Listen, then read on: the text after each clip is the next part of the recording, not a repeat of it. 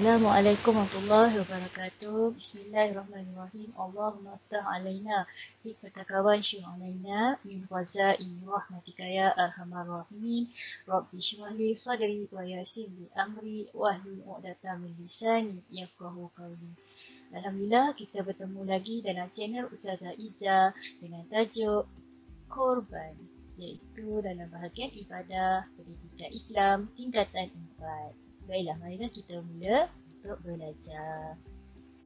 Okey.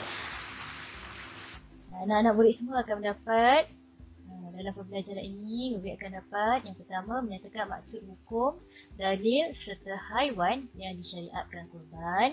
Kemudian anak-anak juga dapat menjelaskan syarat sah, perkara sunat dan tempoh pelaksanaan kurban.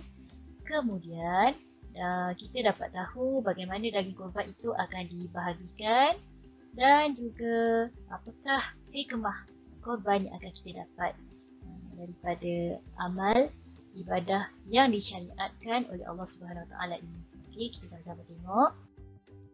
Yang pertama, maksud korban. Apakah maksud korban? Maksud korban ialah menyembelih binatang ternakan Al-An'am pada 10 Zulhijjah hingga akhir hari Tasyrik bertujuan mendekatkan diri kepada Allah Subhanahu Wa Taala. Jadi kat sini Ustazah highlightkan perkataan menyembelih. Sembelih apa? Sembelih binatang ternakan Al-An'am. Al-An'am binatang macam mana? Binatang Al-An'am, iaitu binatang yang disyariatkan oleh Allah SWT untuk dilakukan kurban, iaitu binatang berkaki 4. Ustazah akan jelaskan di kemudian slide yang kemudian nanti. Pada hari apa? Ustazah highlightkan 10 Zulhijjah hingga akhir hari Tasyrik bertujuan untuk mendekatkan diri kepada Allah SWT. Jadi maksud kurban ini dah merangkumi dengan jelas apakah maksud kurban. Kedua, hukum korban. Hukum korban, sebagaimana kita kena ambil maklum bahawa ada dua jenis hukum. Yang pertama, sunat muakkad, iaitu sunat yang dituntut oleh Allah SWT kepada semua umat Islam. Jadi siapa yang mampu bolehlah melakukan korban. Itulah yang dikatakan sunat muakkad. Kemudian wajib jika bernazar. Okay, bernazar ni maksudnya berjanji dengan Allah Subhanahu Wa Taala. Berjanji sekiranya mendapat tertunai sesuatu hajat, di mana hajat itu telah ditunaikan oleh Allah Subhanahu Wa Taala, maka hendaklah seseorang itu menunaikan nazar tersebut. Contoh di sini, kalau seseorang itu bernazar untuk melakukan kurban, maka wajiblah seseorang itu melakukan kurban secepat mungkin sebab kita berjanji dengan Allah, kita tak boleh tangguh-tangguhkan. Kemudian spektrum ilmu. Okey, Ustazah nak kongsi sikit dalam spektrum ilmu ini, bilakah ibadah kurban disyariatkan? Bermulanya pada tahun kedua Hijrah dan sebagai mengingati pengorbanan Nabi Ibrahim AS dan anaknya Nabi Ismail AS. Okey, saya ulas sikit. Tahun kedua Hijrah ni ketika mana Rasulullah SAW mendapat wahyu dari Allah SWT untuk mengerjakan solat sunat Aidil-Adha dan juga Allah memerintahkan supaya melaksanakan korban. Okey, yang seterusnya, ketiga, kita lihat dalil nakli, dalil daripada Al-Quran dan hadis tentang korban. Okay. Firman Allah Subhanahu Wa Taala, Bismillahirrahmanirrahim. Fasalli li rabbika wanhar. Maksudnya, oleh itu kerjakanlah sembahyang kerana Tuhanmu semata-mata dan sembelihlah korban sebagai tanda bersyukur. Jadi perkataan wanhar ini merupakan perintah Allah untuk kita melaksanakan kurban. Ini dari surah Al-Kawthar ayat 2. Seterusnya kita lihat apakah bentuk binatang, jenis-jenis binatang Al-An'am untuk kita melaksanakan kurban. Okey, ada 5 jenis. Yang pertama, kerbau. Kedua, biri-biri. Ketiga, unta. Keempat, kambing. Dan kelima, lembu. Jadi binatang ini semuanya berkaki 4 dan halal dimakan. Dan disebut oleh Allah dalam Al-Quran, terutamanya dalam surah Al-An'am. Syarat sah kurban. Apakah syarat sah kurban? Ini kita lihat satu-satu. Okay, kat sini kita lihat 4 syarat sah kurban. Yang pertama, mestilah berniat kurban. Kita melakukan semua yang kita lakukan bermula daripada kita bangun tidur sampai kita tidur balik. Kita pastikan kita niat semua kerana Allah Ta'ala. Begitu juga dengan kita hendak melakukan kurban. Kita hendaklah berniat. Niatnya seperti begini. Okay, ya Allah, sahaja aku melakukan kurban kerana Allah Ta'ala. Okay, kemudian kita lihat apakah masa yang ditetapkan dalam syariat Islam untuk memastikan korban itu sah. Sebila kita lihat kejap lagi. Kemudian ketiga, cukup umur, iaitu binatang tersebut. Dan kita lihat sifat Al-An'am yang ada pada binatang-binatang yang akan dilaksanakan korban nanti. Jadi saya akan terangkan satu persatu. Okay, kita pergi pada berniat korban. Okay, tadi saya dah cerita sikit bagaimana berniat korban ketika binatang disembelih. Okay, pastikan kita mula berniat ketika binatang itu disembelih. Jika kita ada di situ.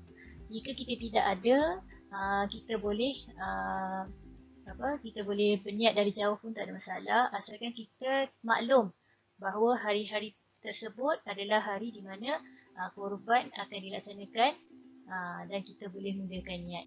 Okay. Okay. Jadi Ustazah tanya balik. Apakah contoh ataupun apakah niat yang terbaik yang kita boleh ambil tahu? Okey. Ketika binatang disembelih, tiada lafaz khusus untuk niat korban dan bolehlah sekadar diniatkan dalam hati. Okey, sebagai contoh saja aku melakukan korban sunat kerana Allah Ta'ala. Okey.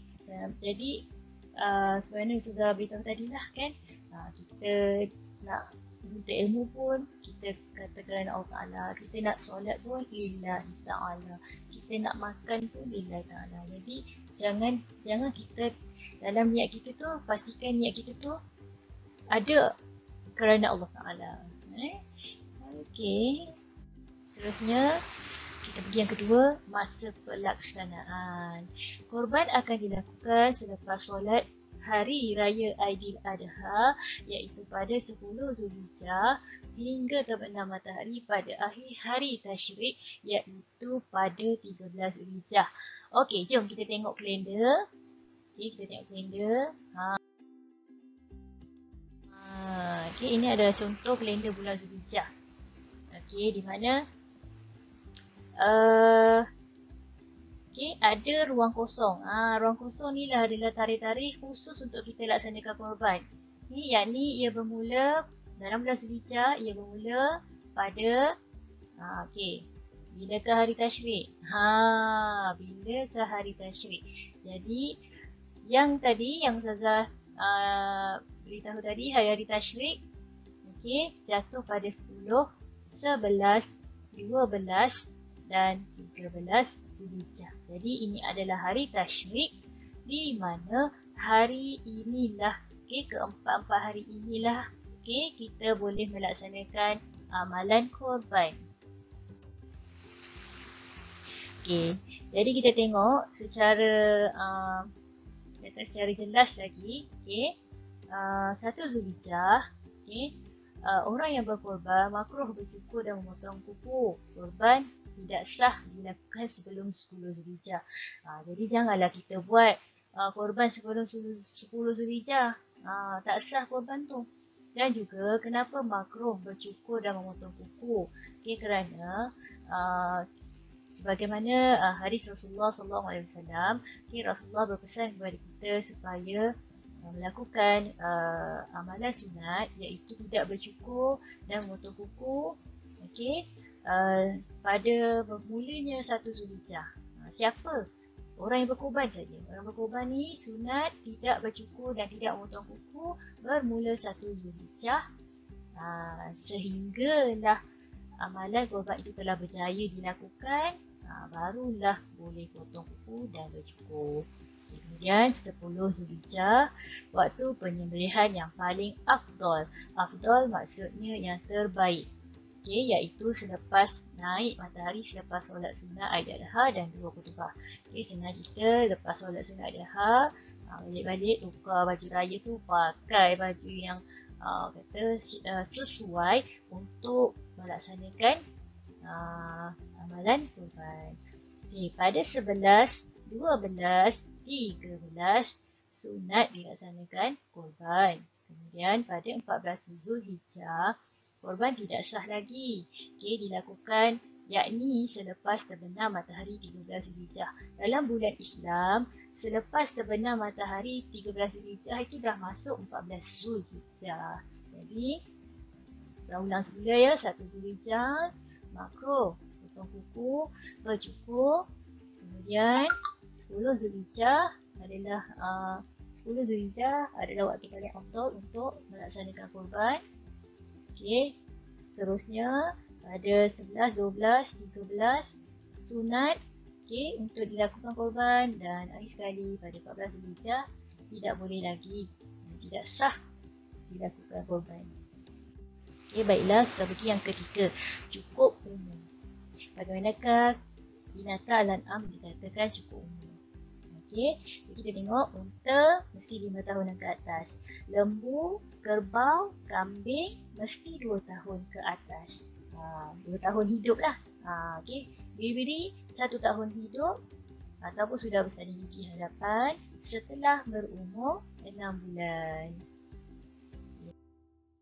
Kita tengok satu-satu. Ini adalah binatang kerbau. Berapa tahun? 2 tahun dan ke atas. Kemudian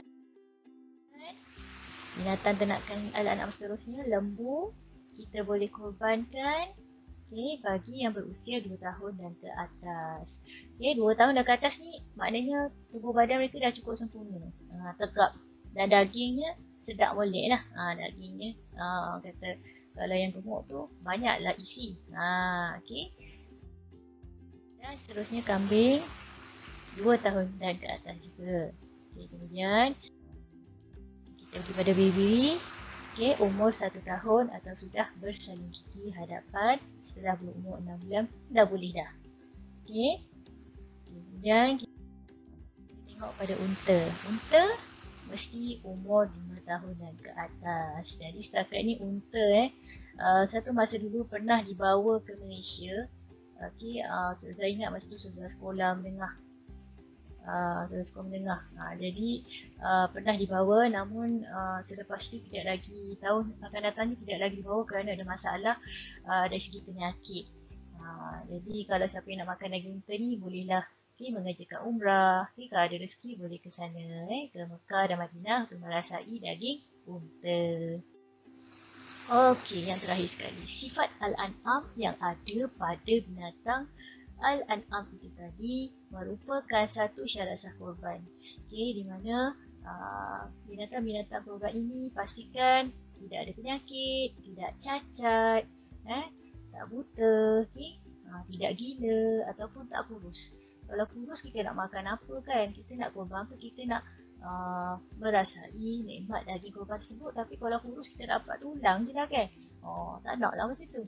Jadi kita kena pastikan semua dalam keadaan sempurna. Spektrum ilmu. Dalam hadis Rasulullah SAW, Al-Bara' bin Azib meriwayatkan. Di mana maksudnya ada 4 jenis binatang cacat yang tidak boleh dijadikan korban, iaitu binatang yang jelas buta sebelah, yang jelas berpenyakit teruk, yang jelas tempangnya dan gila. Jadi kat sini saya beri contoh satu. Ini adalah penyakit kulit serang lembu, kerbau di Perak. Baru bulan Jun ni. Dalam bulan Jun ni di mana Jabatan Perkhidmatan Veterina telah mengesah penyakit kulit kental yang menjangkiti ternakan lembu dan kerbau di Perak. Tapi Alhamdulillah, Jabatan Veterina cepat bertindak dan dapat dikawal penyakit ini. Sebab kita ni waktu korban pun dah tak lama dah, kan? Okay. Keenam, kita masuk perkara sunat korban. Apakah perkara sunat korban? Yang pertama, orang yang berkorban disunatkan tidak bercukur dan memotong kuku pada permulaan bulan Zulhijjah sehingga selesai berkorban. Ini yang sudah beritahu tadi seawal bila 1 Zulhijjah sehinggalah amalan korbannya selesai. Nombor 2, melakukan penyembelihan korban dengan sendiri dan tidak mewakilkan kepada orang lain jika mampu. Kalau boleh buat sendiri, dapat pahala sunat. Tapi kalau tak mampu, ialah ada orang pening tengok darah, kan? Ada orang tak mampu, tak ada kekuatan untuk memegang lembu tu, tidak arif untuk memegang pisau untuk disembelih, jadi boleh mewakilkan kepada orang lain jika mampu. Ketiga, melaksanakan segala sunat sembelihan seperti menghadap arah kiblat dan pastikan alat sembelihan itu tajam. Mestilah tajam, kan? Kesian nanti lembu tu kalau tak tajam, sakit leher dia. Sakit dan bila alat tu tak tajam, dia akan menyebabkan binatang al-an'am ini sewaktu disembelih akan terseksa kerana kita nak alat sembelihan tajam supaya cepat dia terkorban, cepat dia menamatkan nyawanya. Keempat, membaca bismillah, Allahu Akbar dan berselawat ke atas Rasulullah SAW ketika menyembelih. Di mana ini adalah menjadi amalan lah. Kalau kita lihat suasana ketika korban, mereka akan melaungkan Allahu Akbar dan selawat kepada Rasulullah. Kemudian kelima, semasa hendak menyembelih, penyembelih hendaklah membaca doa ini. Disunatkan baca doa Bismillahirrahmanirrahim. Allahumma hazi minka wa ilaika fataqabbal minni. Maksudnya, ya Allah, binatang ini daripadamu dan kembali kepadamu, maka terimalah kurbanku. Maka kelima-lima ini sunat dilakukan dan dapat pahala. Ini adalah suasana ketika melaksanakan ibadah korban. Kita lihat, perkara sunat yang pertama, pastikan lembu tu menghadap kiblat. Kemudian, alat sembelihan itu pastikan tajam, di mana cepat diputuskan urat marih yang ada pada lembu tersebut. Kemudian berdoa semasa hendak menyembelih. Dan mereka yang berada di sekeliling yang cukup membantu dan menyaksikan korban tersebut, ibadah tersebut, sama-sama membaca Bismillahirrahmanirrahim dan berselawat bersama-sama. Baiklah, lihat, ini adalah suasana ketika melaksanakan ibadah korban. Ini adalah Ustazah rakam kenangan ini di rumah Ustazah. Kalau tak silap salah 2019 lah. 2019 di mana kalau kita tengok belah kiri ada 2 ekor lembu yang sedang menunggu giliran untuk dikorbankan. Jadi sebaiknya kita lihat ada macam tikar, kan? Tikar kat situ, tikar panjang tu mereka tutup kerana di situ ada berlaku penyembelihan. Jadi sebaiknya kita tutup macam ni, ini adalah yang terbaik kerana kita tak nak bagi nampak kawan-kawan lembu yang belum dikorbankan ni, kerana dibimbangi akan menakut-nakutkan binatang tersebut. Kemudian kita tengok belah kanan. Belah kanan adalah binatang lembu yang telah dikorbankan dan telah dilapah dagingnya.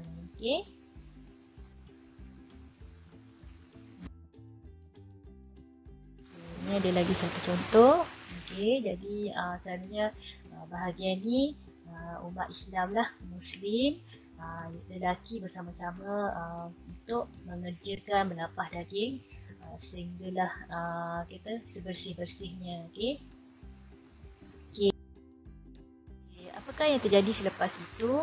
Okey, daging-daging tersebut akan dibahagikan. Jadi kita lihat bagaimanakah pembahagian daging korban. Okey, daging korban dibahagikan sebaik-baiknya dalam bentuk macam ni. Okey, ditimbang, kemudian diletakkan dalam plastik macam ni. Okey, kemas nampak. Okey, kita tengok pecahan ni 1, 2, 3. Jadi susah pecahkan. Okey, mengikut pecahan ini supaya senang, jelas nampak. Okey, dalam Islam, daging korban dibahagikan kepada 3 bahagian. Okey, seperti 3 bahagian. Bahagian yang pertama disedekahkan kepada fakir miskin. Bahagian yang kedua dihadiahkan kepada sahabat handai termasuk orang kaya atau jiran. Dan yang ketiga dimakan oleh pihak yang berkorban dan anggota keluarganya. Jadi murid-murid, bila kita lihat, apabila kita tengok satu-satu pecahan ini, sebenarnya semua umat Islam dapat daging korban itu. Seharusnya semua umat Islam, tidak kira golongan fakir, kaya ataupun pihak yang sendiri melakukan korban itu, dapat merasai daging korban tersebut. Okay, kita tengok spektrum ilmu. Okay, wajib semua daging korban bagi korban nazar disedekahkan kepada fakir dan miskin. Okey, ini khusus kepada mereka yang melakukan korban nazar sebagaimana yang Ustazah ceritakan di awal tadi. Okey, mereka tak boleh bahagi mengikut 3 bahagian tadi. Mereka hanya perlu memberi kepada semua daging tersebut kepada fakir miskin. Okey, orang yang berkorban haram menjual daging, kulit, lemak, susu, kaki, kepala dan bulu binatang korban. Senang cerita, tak boleh jual. Apa yang binatang kita korban tu tak boleh dijual. Contoh, katalah daging tu kita, contoh Pak Ali ni ada kedai makan, daging korban dia tu dia bawa pergi kedai makan, dia buat masak, contoh daging masak paprik, dia jual kat orang kat kedai makan dia, tak boleh, haram, tak boleh. Okay. Kalau nak buat, kena beli daging lain untuk dijual kepada pelanggannya. Keenam, hikmah korban. Apakah yang kita semua umat Islam akan dapat kebaikan dan kelebihan apabila kita melaksanakan korban? Pertama, kita dapat mengagungkan syiar Islam yang merupakan tanda takwa bagi mendekatkan diri kepada Allah Subhanahu wa Ta'ala. Secara tidak langsung, apabila kita melakukan salah satu, ini adalah salah satu syiar Islam, ia akan secara tidak langsung menunjukkan yang kita ni taat pada Allah, dan secara jelas kita dapat menunjukkan tanda takwa kita kepada Allah Subhanahu wa Ta'ala. Kemudian kita sama-sama menghayati semangat pengorbanan agung yang telah dilakukan oleh Nabi Ibrahim AS supaya semangat tersebut menaikkan semangat jihad. Jadi di sini kita beri gambaran betapa kata bukan mudah untuk kita menangkap seekor lembu. Kena ada caranya. Jadi kena ada kesabaran dan kekuatan untuk melaksanakan ibadah korban ni. Dari mula kita nak dapatkan lembu tu sampai kita dah melapah daging lembu tersebut. Kemudian hikmah yang seterusnya, ibadah korban ini dapat mengeratkan persaudaraan antara umat Islam kerana solat sunat Aidil Adha juga menghimpunkan seluruh umat Islam. Bila kita bermula daripada solat sunat Aidil Adha, kemudian khutbah, kemudian imam akan memberi pengumuman. Nanti lepas solat, marilah kita sama-sama turun ke masjid untuk melaksanakan ibadah korban. Jadi secara tak langsung ia akan mengeratkan persaudaraan antara umat Islam. Jadi kita tengok gambar ni, bukan mudah untuk melaksanakan ibadah korban kalau kita seorang diri. Jadi kita memerlukan persaudaraan yang kuat untuk sama-sama menjayakan ibadah korban ini. Kemudian ibadah korban dapat melahirkan tanda syukur-syukuran kepada Allah Subhanahu wa Ta'ala atas segala nikmat supaya rezeki yang diperoleh sentiasa diberkati. Jadi kalau kita lihat sekarang ibadah korban ni dilaksanakan di pelbagai tempat, Okay, malah ada juga mereka yang mampu, orang Islam Malaysia yang mampu telah melaksanakan kurban di luar negara untuk membantu fakir dan miskin di negara-negara yang miskin. Jadi ini adalah contoh gambar keadaan di luar negara di mana ibadah kurban dilakukan. Okay, mereka yang kaya daripada orang Islam yang kaya dari negara luar telah datang untuk sama-sama berkongsi nikmat Allah, okay, supaya kita sama-sama mendapat rahmat Allah Subhanahu Wa Taala. Spektrum ilmu daripada Aisyah radhiyallahu anha bahawa Nabi sallallahu alaihi wasallam bersabda, maksudnya tiada amalan dilakukan oleh anak Adam pada hari An-Nahr, iaitu raya Aidil-Adha, yang lebih dicintai oleh Allah selain daripada menumpahkan darah binatang kurban. Sesungguhnya ia akan datang pada hari kiamat dengan tanduknya, bulunya dan kukunya, dan sesungguhnya darah tersebut akan sampai kepada redha Allah Subhanahu Wa Taala sebelum ia jatuh ke bumi. Maka bersihkanlah jiwa kamu dengan berkorban. Riwayat At-Tirmizi. Jadi dekat sini, pesan Rasulullah kepada kita bahawa kita laksanakanlah korban. Binatang yang korban, yang kita lakukan korban ni akan datang, membawa rahmat kepada kita. Rahmat Allah tu datang bersama daging tadi, rahmat Allah itu datang bersama binatang korban itu tadi, datang dekat kita hari kiamat nanti dengan redha Allah. Jadi tunaikanlah korban ini. Kalau boleh, kata nanti adik-adik bila dah mula ada kerjaya yang hebat, adik-adik dah mampu, duit simpanan ada untuk menunaikan korban, boleh tunaikan korban. Terima kasih kerana menonton. Mudah-mudahan adik-adik mendapat ilmu yang bermanfaat. Jangan lupa share video Ustazah ini pada kawan-kawan. Dan jangan lupa tekan button subscribe untuk mendapatkan pelbagai lagi info pendidikan Islam daripada Ustazah Ija. Jumpa lagi. Assalamualaikum.